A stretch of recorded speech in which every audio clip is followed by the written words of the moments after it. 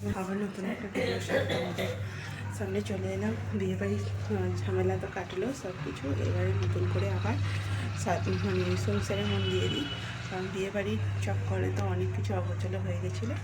চলো, আজ কিন্তু রবিবার, বেলা করে উঠেছি, 8টা বেজে গেছে। আর এদিকে উঠেই কিন্তু বাসনপত্র এখনও মাজিনি, কিছুই করিনি। আর মেশিনে করে জলটা ভরে জামা কাপড়গুলো শুকুর দিয়ে দিয়েছি। সববার শুকুর দিইনি, কাচতে দিয়ে দিয়েছি। চলো, দেখছো তো ঘুমের ঘরে খালি উল্টো পাল্টা কেমন কথা বলে ফেলছি। চলো দেখতে থাকো পুরো ভিডিওটা, আসছি পুরো ভিডিওটা দেখো, ভালো লাগবে আশা করি।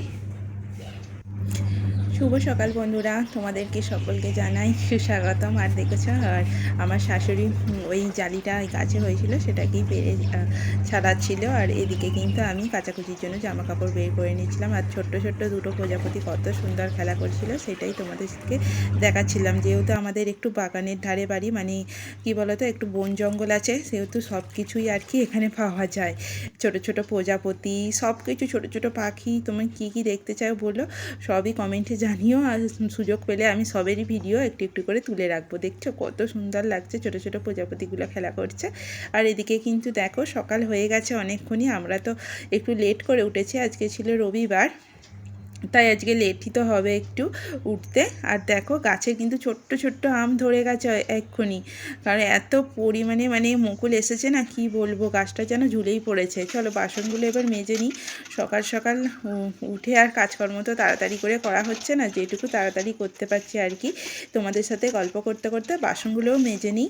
সকাল সকাল যতটা পরিমাণে কাজ করা যায় আর কি, সকাল 8টায় উঠে আর কত তাড়াতাড়ি কাজ করব, তাই না?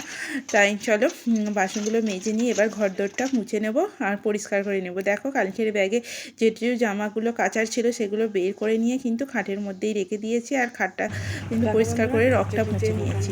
কী বলতো, সাদা আছে, অন্যান্য কালারের আছে, তো সেগুলো কাচতে অনেক দেরি হচ্ছে, সেই জন্য এখনও কাচাকুচি হয়নি, অন্য কাজ হয়ে গেল, কিন্তু কাচাকুচি এখনও হয়নি। দেখো অনেক কটা জামা কাপড় কাচার ছিল, এদিকে কিন্তু সাদা সাথে মিশে যাবে বলে আলাদা আলাদা ভাগ করে কাচছিলাম। এদিকে এবার মেয়ে বললো ডিম টোস্ট করে দিতে, তাই ওকে প্রথমে ডিম টোস্ট করে দিয়েছিলাম, তারপরে আমরা বাটার দিয়ে পাউরুটি, মানে কি বলবো, বাটার পাউরুটি খেয়েছিলাম, চা দিয়ে রচা করেছিলাম, তার সাথে খেয়েছিলাম। আর দেখো তোমাদের দাদাভাই আর আমার, মানে আমাদের মেয়ে, আমার মেয়ে বলি তো কেমন কেমন যেন লাগে, আমার মানুষ এদিকে কিন্তু বাজারে যাবে। আমি কিন্তু প্রত্যেক রবিবারে বাজারে যাই, এবারে আর সুযোগ পেলাম না, কারণ এত কাজ পড়ে আছে না, বিয়েবাড়ি থেকে এসেছি আর মানে কিছুই ভালোভাবে গোছানো হয়নি। দেখো ওদিকে কিন্তু আমার জাও দাঁড়িয়ে আছে ওদিকে, আর আমার জায়ের মেয়ে আমার মেয়ের সাথে হাত মিলিয়ে নিল। এদিকে চলো জামা কাপড়গুলো অবশেষে কাচতে পেরেছি গো, এত জামা কাপড় হয়েছিল যে এখনও কিন্তু কাচার হয়নি, কিছু কিছু বাকি পড়ে আছে, পরে কাচবো সেগুলো, পরে ব্লগে শেয়ার করব। আর এদিকে দেখো সব নাইটি, মানে যা যা ছিল আর কি টুকটাক সবই কেচে নিয়েছি। আর এদিকে কিন্তু আমি একবার দোকানে গেছিলাম, মুদিখানার দোকানে, যেটুকু দরকার ছিল অল্প অল্প সেটুকু কিনে নিয়ে এলাম। আর তোমাদের দাদাভাই দেখো ঝোল খাবে বলেছে, জ্যান্ত মাছের ঝোল আর কি, সেই জন্য তারই আয়োজন চলছে। আর এদিকে কিন্তু মাছগুলো ভেজে নেব। আর ওদিকে দেখো কী কাণ্ড করছে, কালকের ভাত ছিল হাঁড়িতে, জানো তো, ফেলে দিতে কেরাম গায়ে লাগে, তাই না বলো? ভাতগুলো অত সুন্দর ঝরঝরে ভাত কারো কি ফেলে দিতে লাগে আর ভালো লাগে? এদিকে কিন্তু কালকে রাতের বেলায় এসেছিলাম, তো তখন ডিমের ঝোল করেছিলাম আর ভাতটা বেঁচে গেছিলো, তাই জন্য খেয়ে দিয়ে ভাতটা ওইটুকু।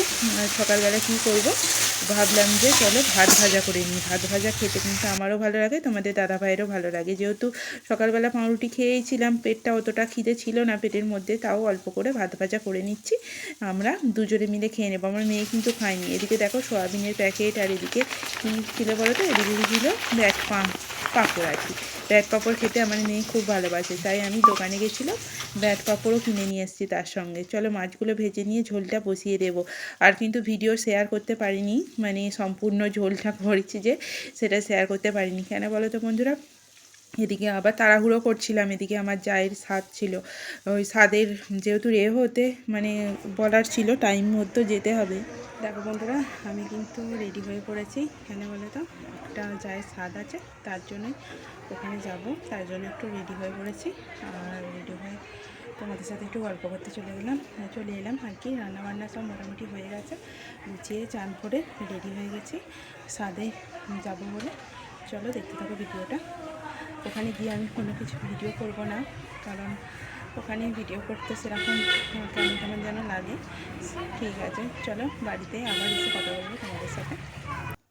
দেখো বসেছিলাম ছাদের মানে অনুষ্ঠানে যাব বলে, আর এদিকে দেখো প্রচুর পরিমাণে ক্যাটাল পাতা পড়ছে। এই মাত্র ঝাঁট দিয়ে আমি কিন্তু চান ফান করেছি আর কি। এদিকে দেখো প্রচুর পরিমাণে ক্যাটাল পাতা পড়ছিল। খাওয়া দাওয়া করে এবার রেস্ট নেব, আর ছাদের অনুষ্ঠান থেকে চলে এসেছি। আর এদিকে বাড়িতে এসে খাওয়া দাওয়াটা করে নিয়েছি, করে নিয়ে এবার কিন্তু একটু রেস্ট নিয়ে নেব, তারপরে আবার বিকালে আসছি কথা বলার জন্য।